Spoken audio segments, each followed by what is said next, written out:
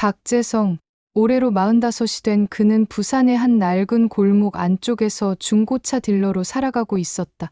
10년 넘게 같은 일터에서 아침부터 밤까지 차를 닦고 수리하고 고객을 상대하며 보낸 나날들, 겉보기엔 평범했지만 그의 삶은 늘 반복의 연속이었고 그 안에서 느끼는 공허함은 날이 갈수록 커져만 갔다.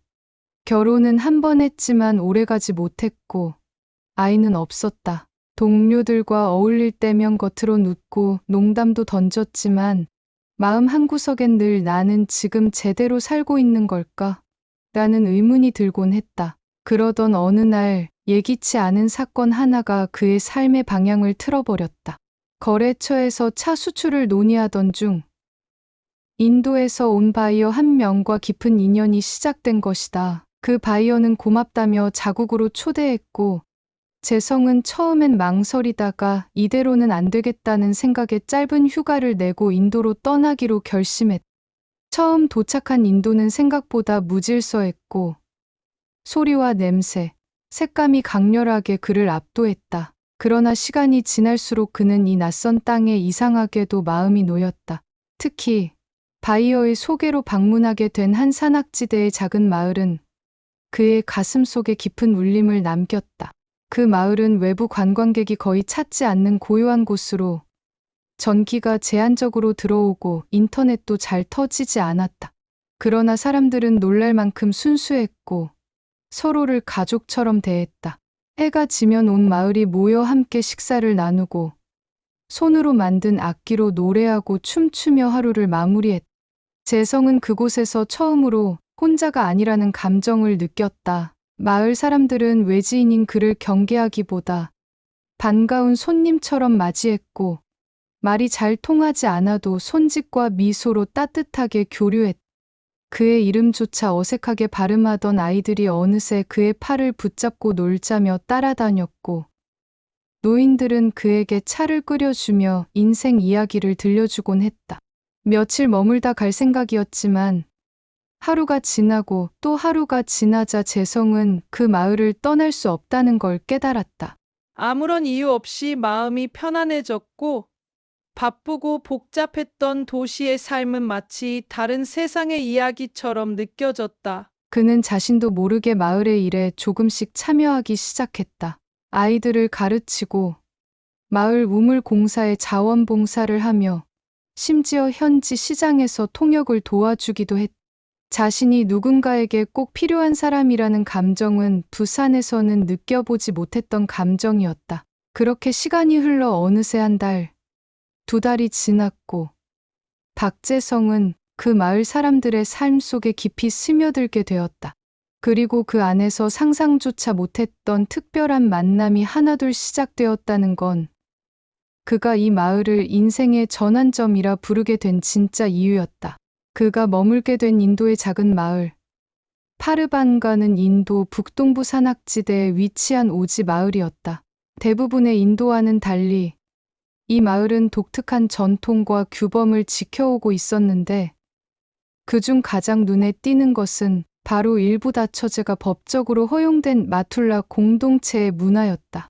이곳에선 남성이 여러 여성과 결혼을 맺고 함께 살아가는 것이 이상하거나 부도덕한 일이 아니었다. 오히려 이는 수백 년 전부터 전해져 내려온 가족 중심적 공동체 문화를 기반으로 한 전통이었고 모든 관계는 여성들 간의 동의와 존중을 바탕으로 이루어졌다. 재성은 처음 이 이야기를 들었을 때 솔직히 충격을 받지 않을 수 없었다.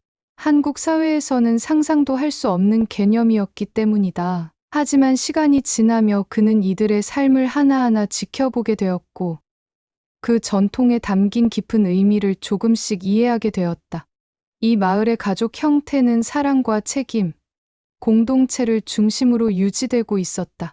남성과 여성은 수평적인 관계였고 여성들 간의 연대와 협력이 무엇보다 중요하게 여겨졌다. 그는 마을 잔치에서 만난 한 노파에게 이런 말을 들었다. 여러 사람이 함께 사랑하면 아이가 외롭지 않고 어른도 외롭지 않아. 우리는 누군가의 짐이 아니라 함께 짊어질 사람을 찾는 거야. 그 말은 재성의 가슴속 깊은 곳에 스며들었다. 그는 문득 자신이 살아온 지난 삶을 되돌아보았다. 경쟁과 비교 속에서 이기지 않으면 도태된다는 생각, 사랑도 조건이 우선시되는 현실, 진심보단 타이밍이 더 중요한 인간관계들, 그런 것들 속에서 그는 진정한 가족의 의미를 잃어버리고 살았다는 걸 느꼈다. 그에 비해 이 마을 사람들은 소박하고 검소했지만 누구보다 따뜻했고 정직했고 사랑하는 데 있어 망설임이 없었다.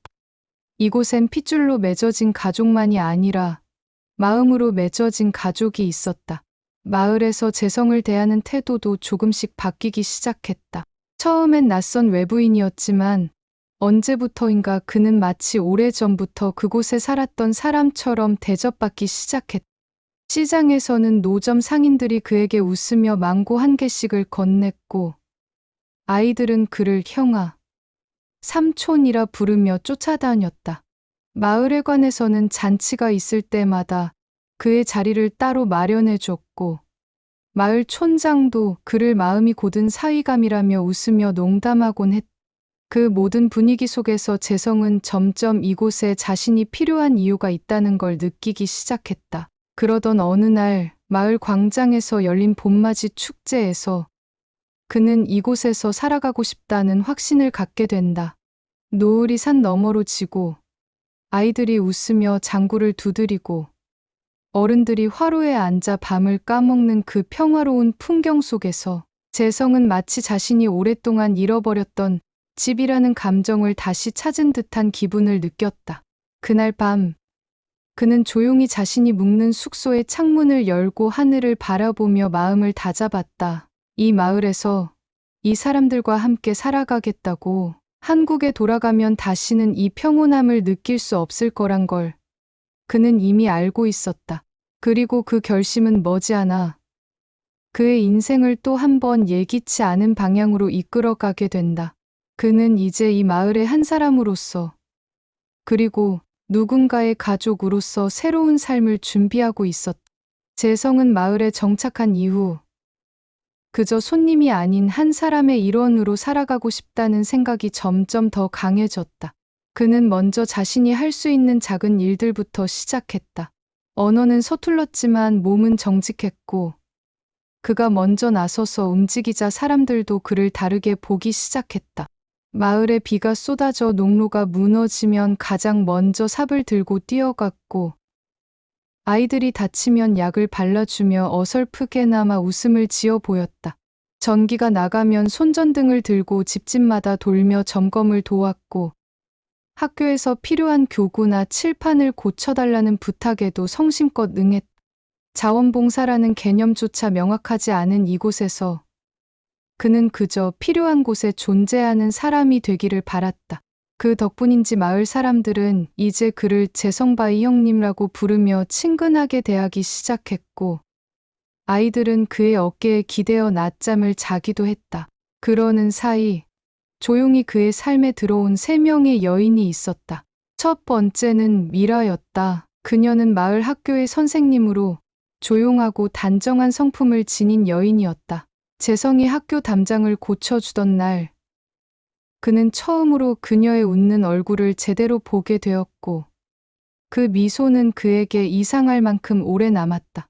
미라는 매일 아침 자신이 직접 딴 꽃을 그의 숙소 앞에 놓아두곤 했고 그는 그 꽃을 말없이 책상 위에 꽂아두며 마음을 나누었다.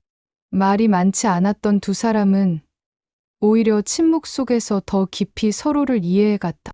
두 번째 여인은 아샤였다. 그녀는 마을에서 약초를 채취하고 치료에 사용하는 치유자로 알려진 인물이었다. 활달하고 쾌활한 그녀는 처음부터 재성에게 스스럼 없이 다가왔고 몸살이 났을 때 약초를 다려주며 장난기 섞인 미소로 그를 놀리기도 했다. 하지만 재성은 알았다. 그녀의 유쾌함 뒤엔 늘 마을 사람들의 건강을 챙기며 누구보다 열심히 살아가는 따뜻한 마음이 숨어 있다는 걸. 그녀와 함께 산을 오르며 약초를 찾고 그 과정에서 나눈 대화들은 재성의 마음에 짙은 여운을 남겼다. 세 번째 여인은 라키였다. 그녀는 마을 회관에서 음식과 행사를 담당하는 여성이었고, 다소 억척스럽고 무뚝뚝해 보이는 첫인상을 가졌지만 정이 깊고 속이 따뜻한 사람이었다. 어느 날 재성이 비에 젖은 채 늦게까지 도로 복구 작업을 하고 돌아왔을 때 그녀는 말없이 뜨거운 수프 한 그릇을 내밀었다. 말은 없었지만 그 속엔 모든 걱정과 배려가 담겨 있었다. 그날 이후 재성은 자주 회관을 찾게 되었고 그녀와 함께 음식을 나르며 웃음을 주고받는 사이가 되었다. 그녀의 손은 투박했지만 누군가를 지켜주고 싶은 강인한 따뜻함이 있었다. 처음엔 그저 고마움이었고 우정이었다. 하지만 새 여인과 함께 보내는 시간이 쌓일수록 재성은 자신이 더 이상 감정을 숨길 수 없다는 걸 느꼈다.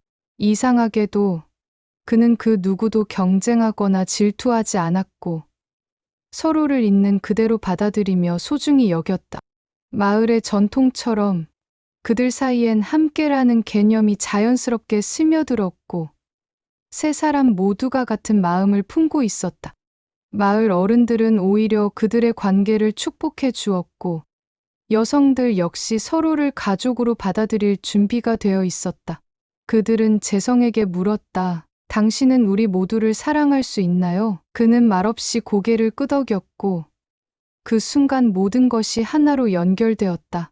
이 관계는 한국 사회의 기준으로는 쉽게 이해하기 어려운 것이었지만 이 마을에서만큼은 무엇보다 자연스러운 사랑의 방식이었다.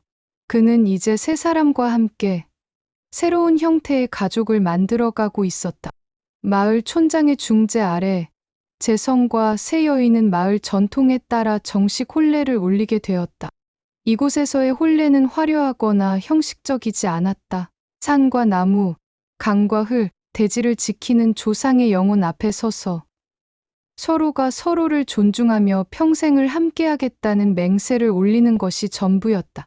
재성은 혼례 당일 마을 사람들이 손수 엮어준 천연 염색 옷을 입고 손에 쥔 흙그릇 하나로 새로운 삶을 받아들였다.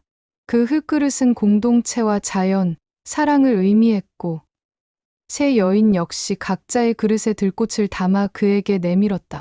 그 순간 그들의 눈빛은 말하지 않아도 서로를 완전히 이해하고 있다는 것을 보여주고 있었다.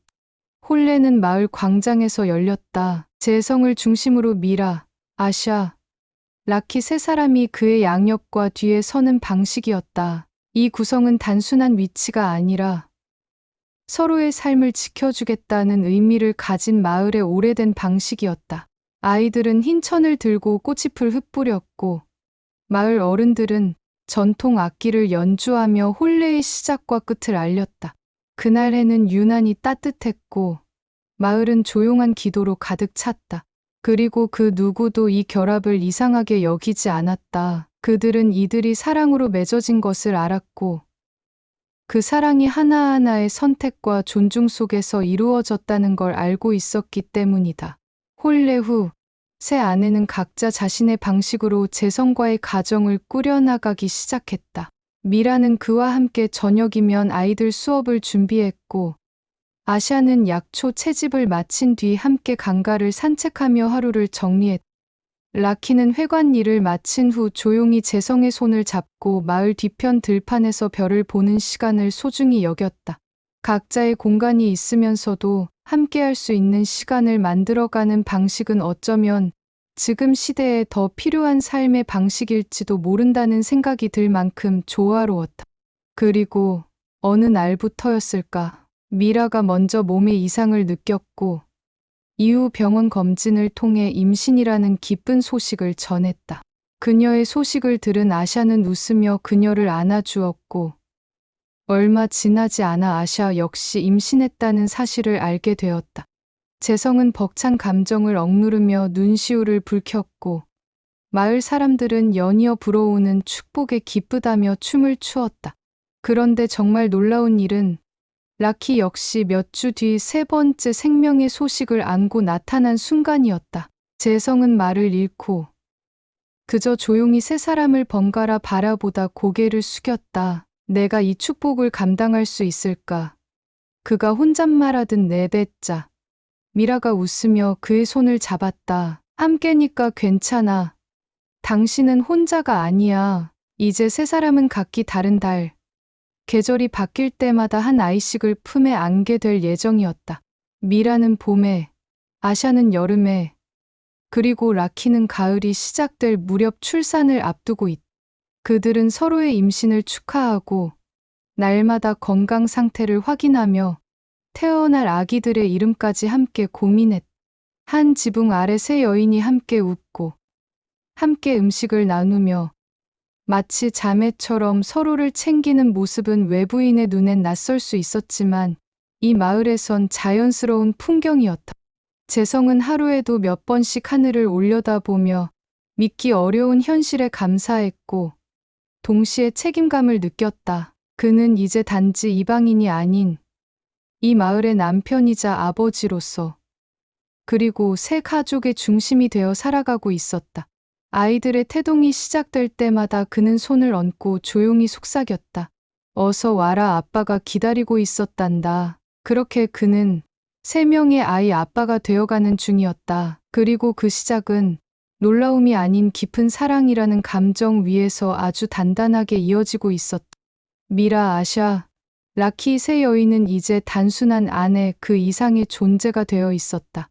이들은 함께 한 남자를 사랑하지만 그보다 더 중요한 건 서로에 대한 믿음과 연대감이었다.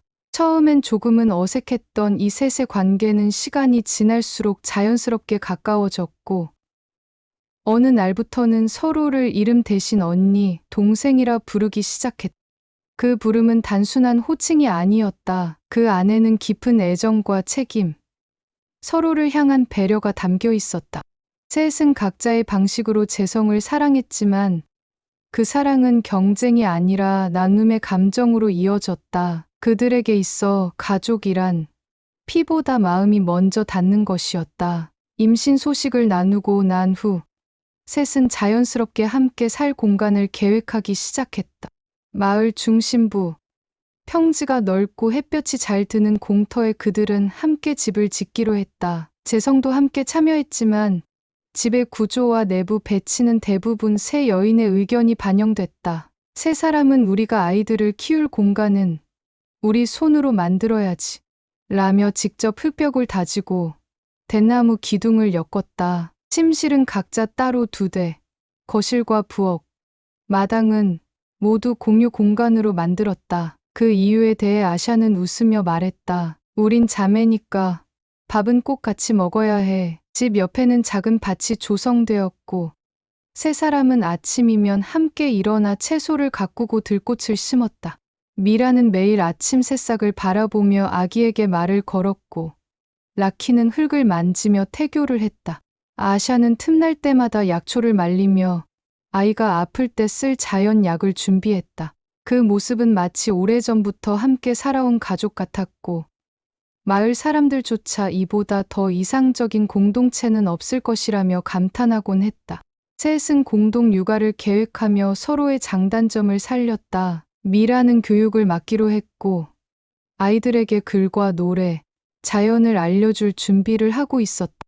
아샤는 건강을 책임지겠다고 나섰고 아이들의 체온 변화 하나까지 놓치지 않겠다는 각오였다. 라키는 먹거리를 맡아 건강한 식단을 고민했고 아기는 먹는 게 중요해라며 요리책 대신 재래식 조리법을 연구하고 있었다.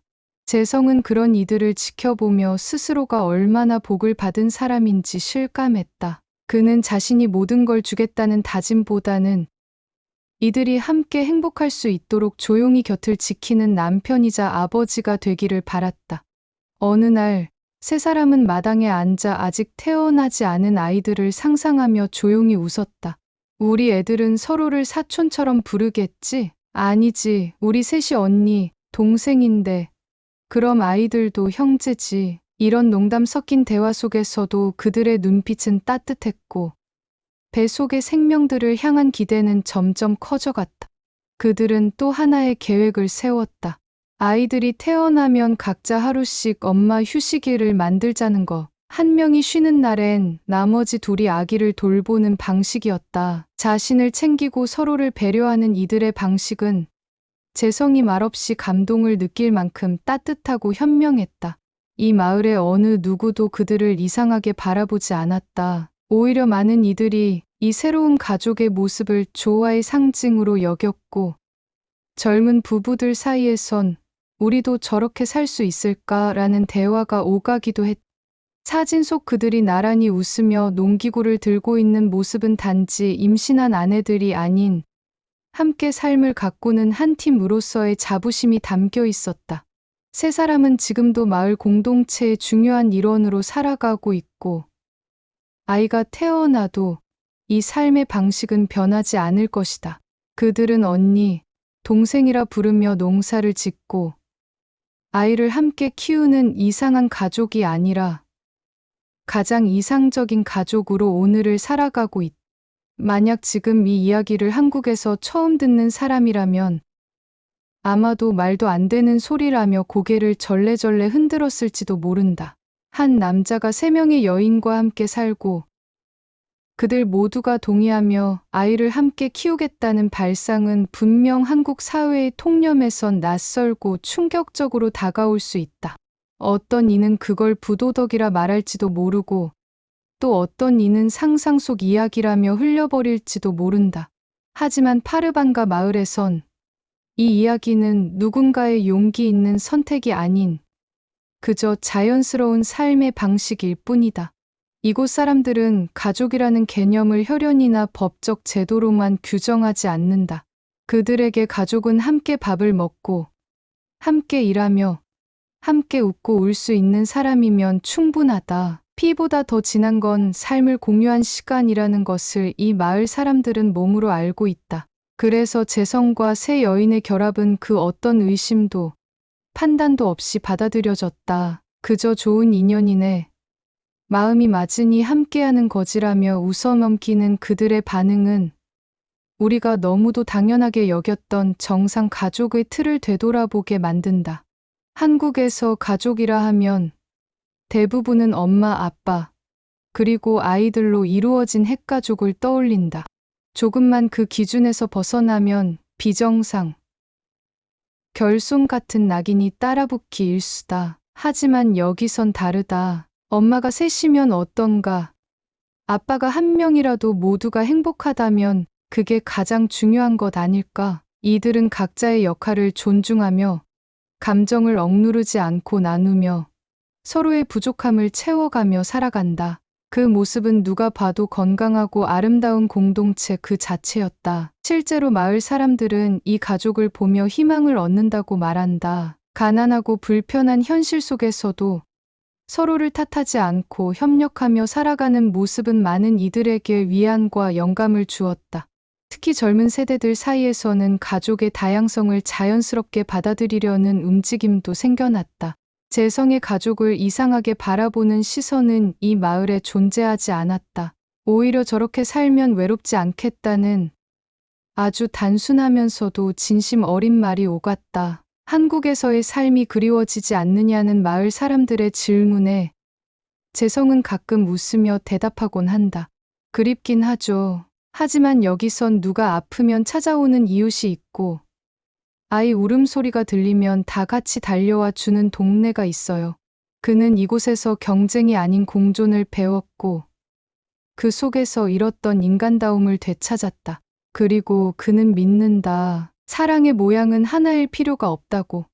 어떤 사랑은 둘이 만들고 어떤 사랑은 여럿이 함께 만든다. 중요한 건 그 안에 존중과 책임, 그리고 진심이 담겨 있느냐는 것이다. 어쩌면 우리는 너무 오래 정답만을 쫓아왔는지도 모른다. 하지만 파르반가 마을에선 그런 정답 대신 공감을 택했고 이해를 선택했으며 다름을 껴안는 삶을 살아가고 있다. 재성과 새 여인이 함께 만들어가는 이 공동 가족은 결국 이 마을에서 가장 평범하고도 자연스러운 형태로 자리 잡았다. 이 이야기는 특별해서 특별한 것이 아니다. 우리의 기준을 잠시 내려놓고 바라보면 그 속엔 너무도 인간적인 감정과 따뜻한 연대가 담겨 있다. 그것이 바로 이 마을이 공동 가족을 하나의 삶의 방식으로 받아들일 수 있는 이유이기도 하다. 재성과 새 여인의 이야기는 단순히 특이한 가족에 관한 이야기가 아니다. 그것은 우리가 너무도 익숙하게 여겨온 사랑과 가족의 틀을 조심스럽게, 그러나 분명히 되묻는 이야기다. 정말 사랑이란 하나의 방식만 존재해야 하는가? 가족이란 꼭 일정한 형태로만 유지되어야 하는 것인가? 그 질문에 대한 답은 파르반가 마을의 조용한 일상 속에 담겨 있었다. 세 사람이 서로를 언니, 동생이라 부르며 웃고, 한 남자가 새 생명을 품은 아내들의 곁에 조용히 앉아 아이 이름을 고민하는 모습은 어떤 규칙이나 법보다도 깊은 울림을 전했다. 사랑의 본질은 함께 살아간다는 의지에 있는 것이 아닐까? 상대의 기쁨과 슬픔을 함께 나누고, 미래를 함께 꿈꾸며 서로의 존재를 존중하는 그 마음, 그 진심만 있다면 사랑의 모습은 꼭 정해진 모양일 필요가 없다는 것을 이 가족은 말없이 보여주었다. 서로가 서로에게 쉼터가 되고, 아이들에게는 셋의 품이 하나의 엄마가 되고, 남편에게는 세 개의 길이 하나의 집이 되어주는 삶. 그 삶은 결코 화려하거나 특별하지 않았다. 오히려 너무도 소박하고 일상적이며 자연스러웠기에 오히려 더 큰 감동으로 다가왔다. 마을 축제가 열린 어느 날, 재성과 새 아내는 큰 나무 아래 돗자리를 펴고 앉아 서로의 배를 어루만지며 웃고 있었다. 아이들이 태어나면 하고 싶은 일들을 하나씩 나열하며 장난을 치기도 하고, 자신들의 아이가 서로 닮으면 어떻게 반응할까 농담을 주고받기도 했다. 그 옆에서 마을 아이들이 장난을 치고, 어른들이 음식을 나르며 흥겨운 음악이 흐르는 그 풍경은 누가 봐도 가족이라 부르기에 부족함이 없었다. 한국의 누군가가 그 모습을 목격했다면 아마 혼란스럽거나 낯설었을지도 모른다. 하지만 그 순간만큼은 사랑이란 어떤 제도도, 어떤 문화도 뛰어넘어 마음이 통하는 사람들 사이에 피어난다는 진실이 모든 것을 설명해주고 있었다. 이 사연이 전해졌을 때 누군가는 말할지도 모른다. 그건 그들만의 이야기야. 현실과는 거리가 있어. 하지만 우리는 알 수 있다. 그들만의 이야기처럼 보이지만 사실은 우리가 한 번쯤 꿈꿔본 진짜 가족의 모습일지도 모른다는 걸. 서로가 서로에게 기대고, 나누고, 용서하고, 받아들이는 삶. 그것이야말로 모든 사랑의 가장 본질적인 모습이 아닐까? 재성은 말한다. 나는 이곳에서 인생의 두 번째 봄을 맞이했습니다. 사랑이 꼭 하나여야 할 이유가 없고, 가족이 꼭 하나의 틀 안에 있어야 할 필요도 없다는 걸 배웠습니다. 이곳에서 나는 사랑을 배우고, 책임을 배우고, 무엇보다 인간답게 살아가는 법을 배웠습니다. 그의 이 고백은 그저 한 사람의 개인적인 삶의 기록이 아니라 이 시대를 살아가는 우리 모두에게 던지는 질문이다. 당신에게 가족이란 무엇인가요? 그리고 당신은 어떤 사랑을 살고 있나요? 이 특별한 가족의 사연은 그 자체로 하나의 잔잔한 물결이 되어 많은 이들의 가슴 속에 오래도록 남는다. 사랑의 형태는 결코 하나가 아니며 그 다양성 속에서 우리는 더 큰 이해와 공감을 배울 수 있다는 사실을 이들은 삶으로 증명해냈다.